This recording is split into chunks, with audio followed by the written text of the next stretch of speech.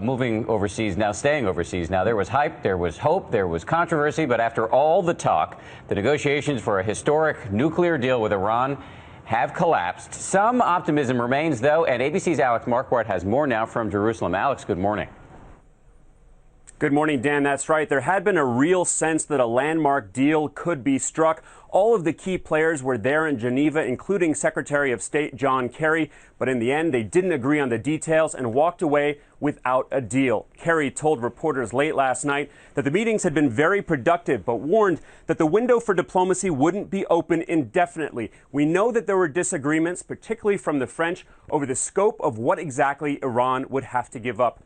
And here in Jerusalem this morning, a big sigh of relief. Prime Minister Benjamin Netanyahu called the proposed plan bad and dangerous. A senior Israeli official told me that much caution and skepticism is needed before anything is signed. Negotiators are expected to be back in Geneva in 10 days' time. Dan, Diana. Alex, our thanks to you. And for more on this, let's bring in the host of This Week, ABC's George Stephanopoulos. Great to see you, George. So no deal, but we know that, as we heard from Alex, this has angered Israel. They say that America gave in too many concessions in these negotiations. What are the risks for Obama right now? Well, the risks are doing a weak deal that preserves the ability of Iran to break out in a few months' time and actually continue on their nuclear weapons program. I think that's one of the reasons, though, that Secretary Kerry did not sign on, pushed by the French in Geneva. They have to make sure that whatever they agree to before any sanctions are lifted, that Iran takes concrete steps that would guarantee they could not just break out and violate the deal within a couple of months. In the end, though, it's going to come down to, can you trust the Iranians? And that's a tricky question. Very tricky. Although that's why you're going to need serious inspectors on the ground in Iran to verify any kind of agreement. Right. Trust but verify, as they say in this business. So let me talk about domestic politics. You've got Governor Chris Christie from New Jersey on the broadcast this morning. This is a very much